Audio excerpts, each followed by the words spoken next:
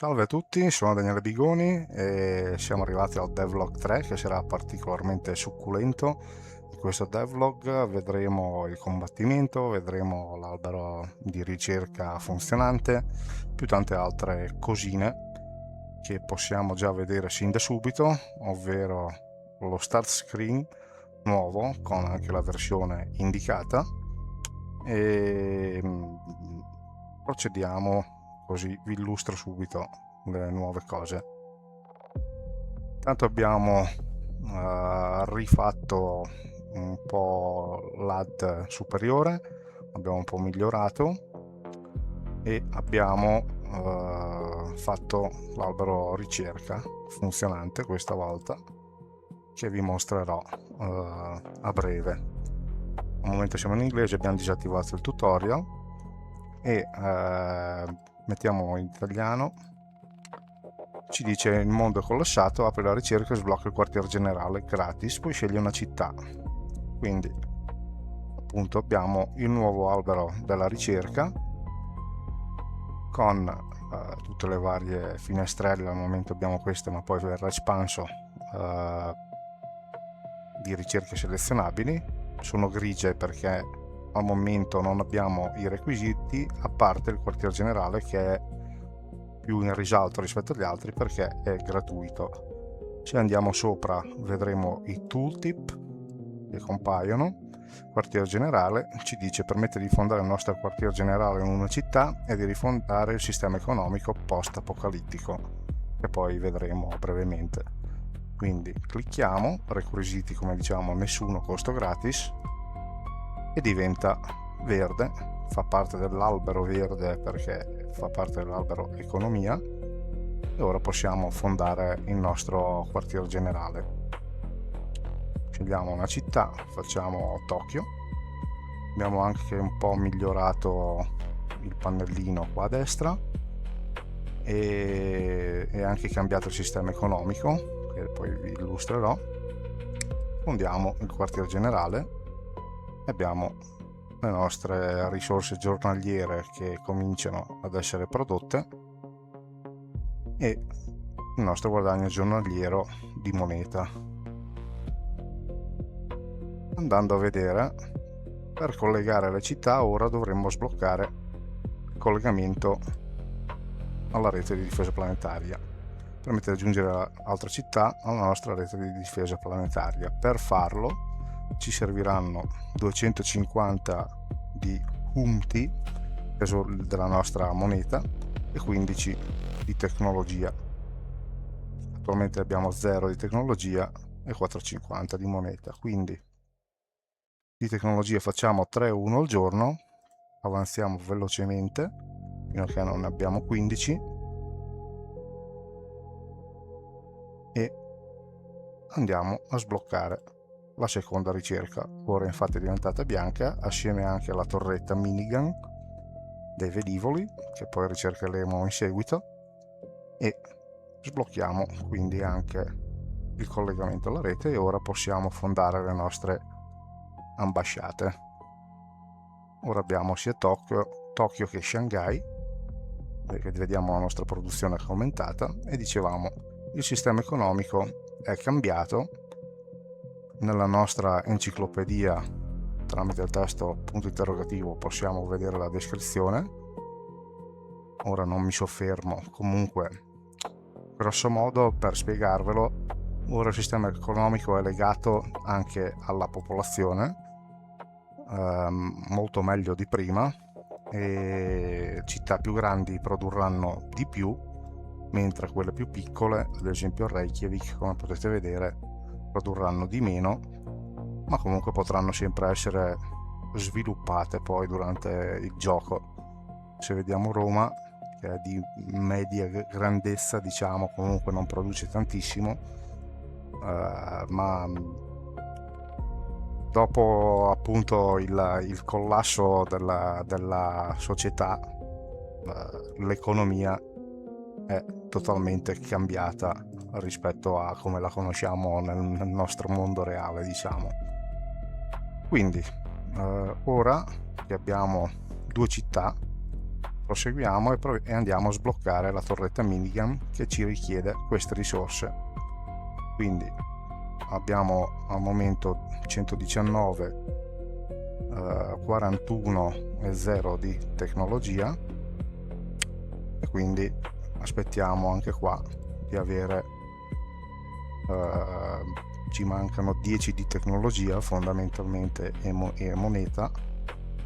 Andiamo avanti fino a che non diventerà bianco. Ok, infatti è diventato bianco. Ora possiamo sbloccare sia la torretta, che è rossa come vediamo perché fa parte dell'albero combattimento, e per sbloccare la blindatura per poi poter sbloccare l'intercettore UFO di prima generazione ci mancano sempre 4 di tecnologia. I materiali da costruzione li abbiamo e le monete che faremo. Quindi proseguiamo sempre velocemente fino a che non abbiamo i requisiti pronti. Ok, l'abbiamo sbloccata. Ci dice che la torretta minigun è il modulo arma montabile sui velivoli da combattimento e la blindatura è un modulo armatura montabile sui velivoli da combattimento. Ora non dobbiamo fare altro che sbloccare l'intercettore UFO di prima generazione. Queste sono risorse richieste, quindi anche qua proseguiamo velocemente fino a che non raggiungiamo i requisiti. Ok, raggiunti, ed ora possiamo creare gli squadroni. Come vedete il nostro radar è disabilitato. Perché? Perché per abilitarlo dobbiamo ricercare il telescopio orbitale, con la quale osserveremo lo spazio in vista dell'arrivo dei nemici. Quindi abbiamo bisogno anche qua di 200 di moneta, 20 di tecnologia, 10 di energia. Manca la moneta ancora, quindi proseguiamo fino a che non abbiamo anche la moneta. Ok, ora è sbloccabile, lo sblocchiamo, e ora che l'abbiamo sbloccato permette di osservare lo spazio profondo in cerca di minacce in arrivo. Abbiamo la funzione attiva e ci dice che il prossimo arrivo previsto è fra 12 giorni, quindi sono stati avvistati 3 UFO e attaccheranno in Nord America. Attualmente abbiamo 2 UFO in zona, infatti ci stanno già attaccando mentre stavamo andando avanti velocemente a Londra e Mosca. Quindi eccoli qua che stanno girando attorno al pianeta. È stata rivista anche la meccanica di arrivo e di atterraggio. Ora hanno cominciato a orbitare, faranno comunque 3 orbite attorno alla Terra prima di atterrare e poi atterreranno. Ok, prima atterravano arrivando sopra e scendendo, ora hanno una traiettoria parabolica in discesa, quindi se noi clicchiamo possiamo sempre vedere i dati, abbiamo la quota e la velocità. Vediamo che la quota scende appunto man mano che si avvicina. Questo credo scenda a Londra e questo scenderà a Mosca e poi compiranno i rapimenti. Già 100 li avevamo fatti prima in un'ondata precedente mentre stavamo ricercando, e inizieranno a rapire. Ora la capacità è stata aumentata fino a 100, quindi ogni UFO potrà rapire fino a 100 persone in 8 ore, mi pare che sia. In 8 ore rapiranno 100 persone ognuno. Andiamo avanti sempre un po' velocemente. 98, 97, 98, ok, hanno finito, ora ripartono e poi spariranno in orbita. E abbiamo 300 rapiti e 300 morti. Ok, passiamo ora a vedere il combattimento. Quindi aspettiamo di avere le risorse per costruire lo squadrone. Andiamo sempre avanti velocemente.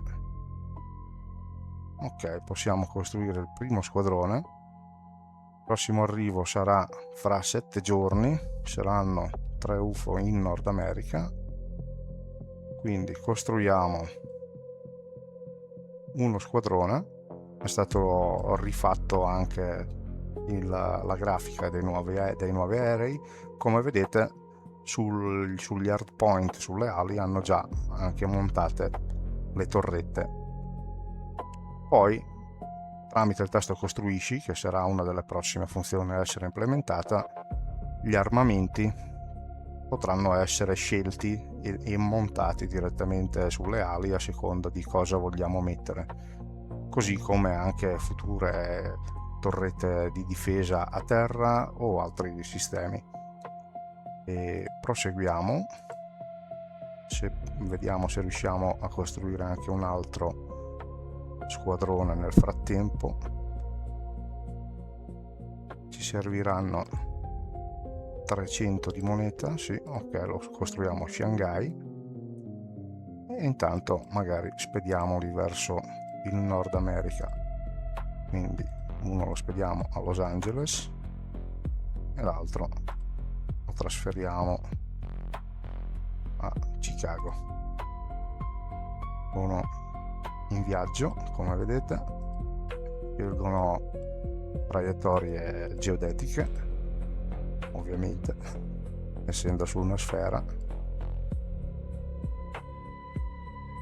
Ok, a Los Angeles è arrivato e ora sta arrivando a Chicago. Ok, aspettiamo che arrivino gli UFO per vedere il combattimento.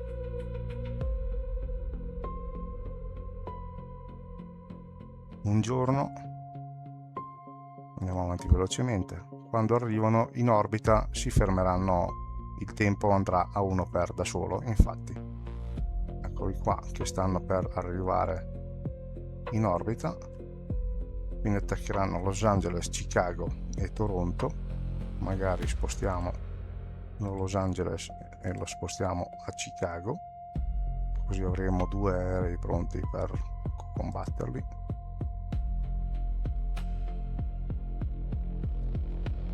Ok, è arrivato a Chicago, aspettiamo che atterrino e vedremo il combattimento come funziona.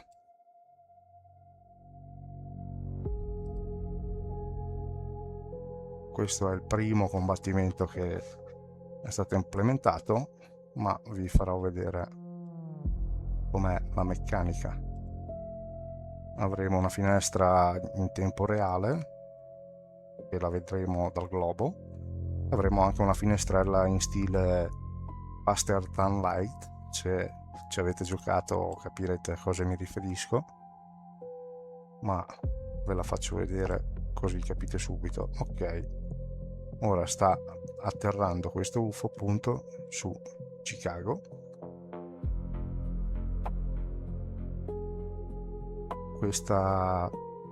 Questo raycasting poi lo toglierò, serve solo come visualizzazione per l'atterraggio.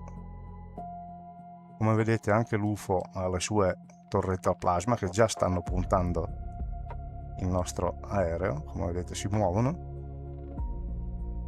gli mancano a 500 km di quota, quasi atterrato, e quando atterrerà inizierà il combattimento.